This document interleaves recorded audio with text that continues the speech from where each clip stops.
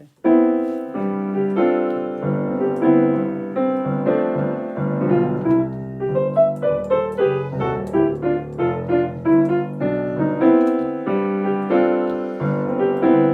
Greetings, everyone. Today we're going to look at the left hand of the Schumann, the first 8 bars. And the left hand's different from the right hand in that you're going to be playing 2 notes at once.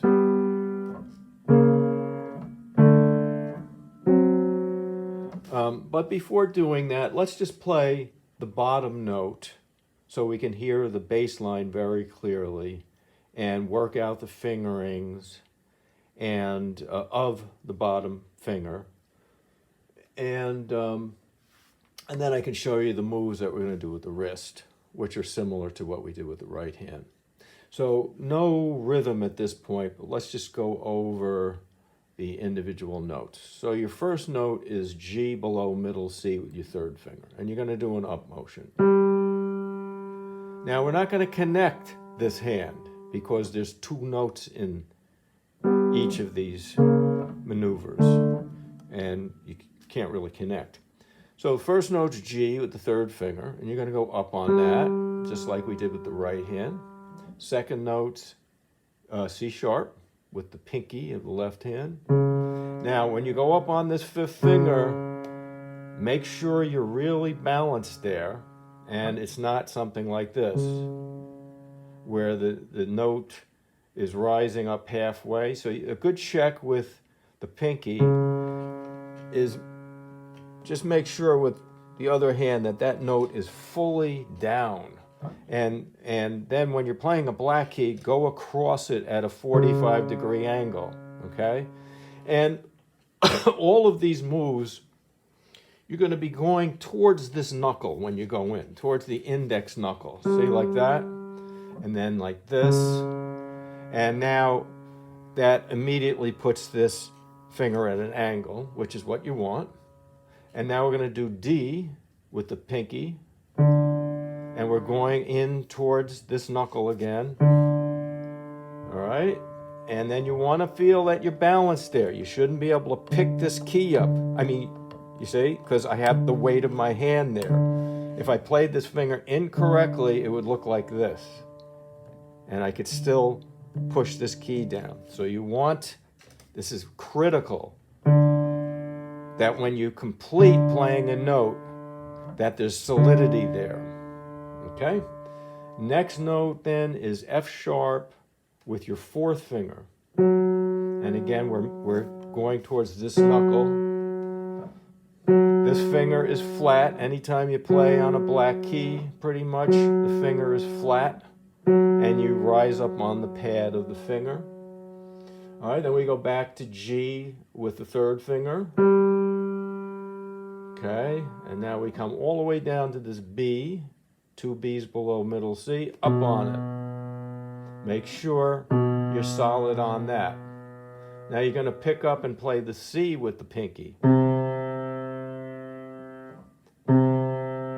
Okay, make sure you're really playing that well, and after you play it, you're comfortable and you're balanced on that note.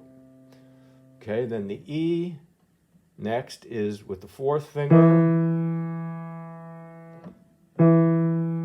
And then we have 5 on the D twice. And then we have the pinky or 5 way down here on G. And then the 2nd finger on this G. All right, now we're going to add another note. So the first interval is a major 3rd, GB.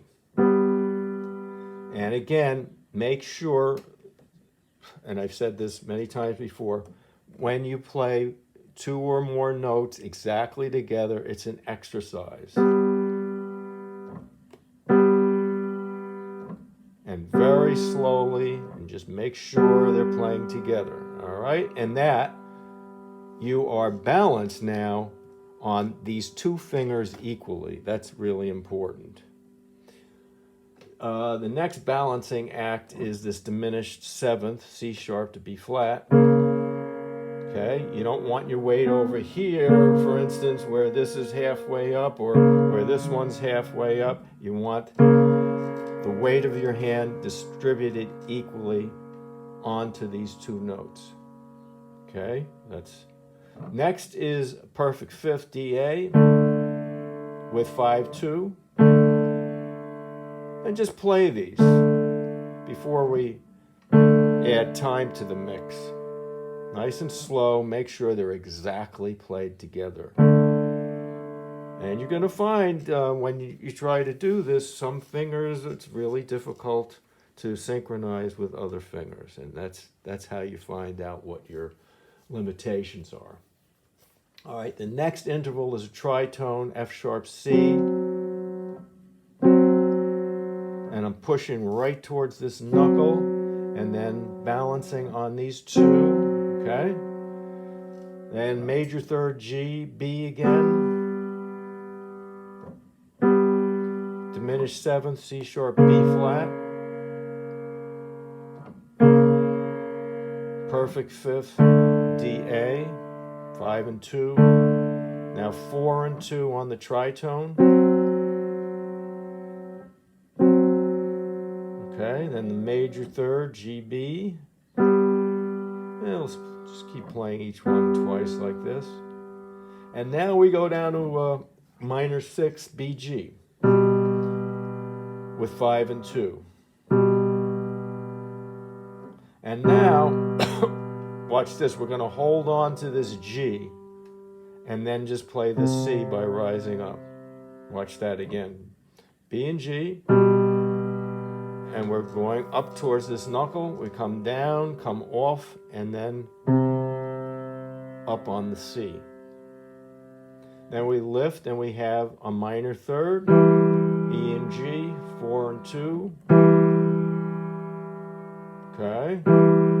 And we have D and G, perfect fourth, with 5 and 2. Then we have the major third, D, F sharp. Okay, make sure you balance there. Get those together.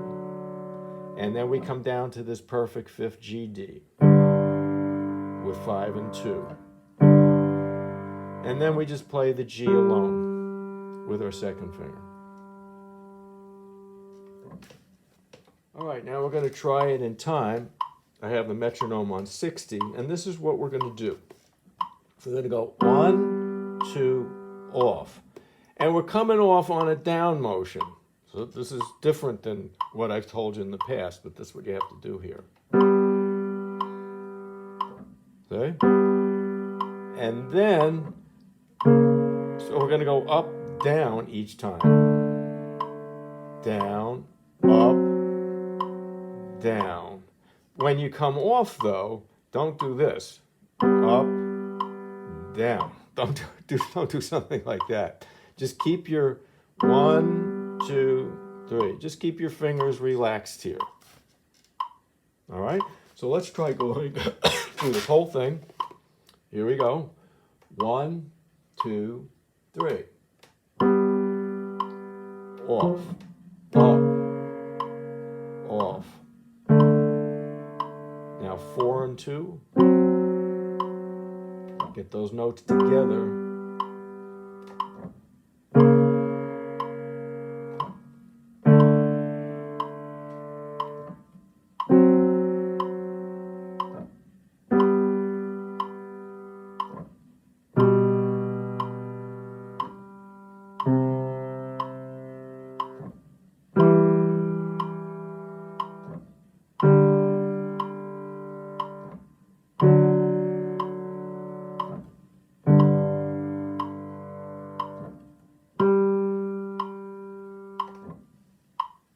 All right, now since it's the bass, we're going to go through it and name the chords that we're playing. So let's review. This is G major. This is C sharp diminished seventh, which functions as an A seventh with a flat 9. That brings us to A7 is 5 of D, so it brings us to D. Okay? And then we have D7. So we have the 1 chord, we have what's called the 5 of the 5 chord, that's C sharp diminished 7th, which is really an A7 flat 9. It's called the 5 of the 5 chord. Then we have the 5 chord, the D. Then we have the D7 5 chord. Okay? 1 chord, 5 of the 5, 5 chord D, D7, G major, first inversion, C major again. This is D, it's called sus. And let me just explain how a suspended chord organically comes into being.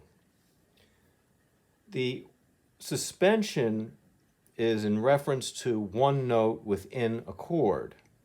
And the suspension part is preceded by what's called a preparatory chord or a preparation. So in this case we have C major in first inversion, okay? And in that context the G sounds great because it's the 5th of the triad. But now look at what happens. If I put it in the context of the D7th space, which would be D, F sharp, A, C, this G now becomes what's called a dissonant note in relation to that chord. So it's suspended over from the first chord. See, we have, so if there were 3 singers, and this guy is singing this, see, he would hold that note, and then the environment around that note would change to make it a dissonant note, and then he would resolve to an F sharp. Okay, so there's 3 steps. There's the preparation, there's the suspension, and there's the resolution. And that's how we arrive at calling this chord a D7th sus chord. All right, the next thing you should try to do is memorize these chord changes. And best way to do that is have a metronome on. And we'll give it each chord 3 beats. And first go through the whole thing. So we have G, C sharp diminished, D major, D7, G, C sharp diminished, D, D7, G, G again, first inversion, C, C again, D, 7th sus, D 7th, 1, G, and G. So I've sped the metronome up to 84 now, and I'm going to look away from the music now and say the chord changes. Here we go. 1, 2, 3. G major, C sharp diminished, D major, D7, G major, C sharp diminished, D major, D7, G major, G first inversion, C major first inversion, D7th sus, D7th, G major, G major. All right, let's go back. Metronome on 60. I'm not going to say a word, and we'll just play through this whole sequence. Ready? 1, 2, 3.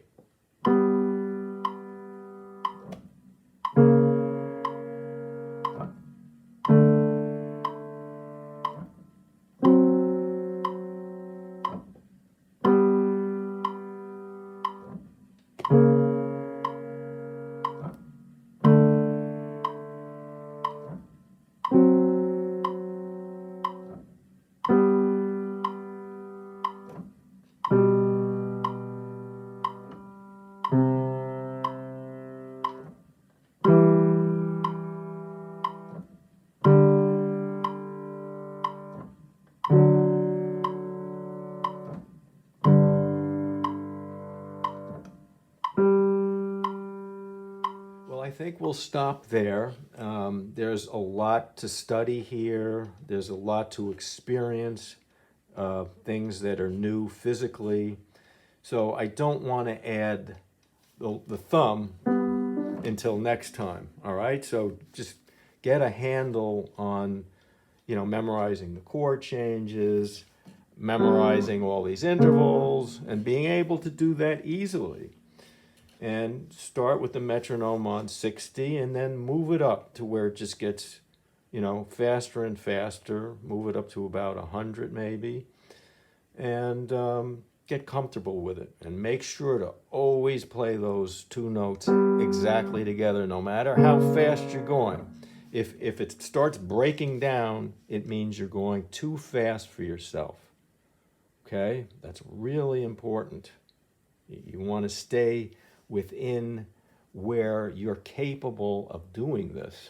Okay? You don't want to push it to a limit where you're not comfortable anymore and notes aren't coming down together. All right, so we'll see you next time and have a great day. Take care.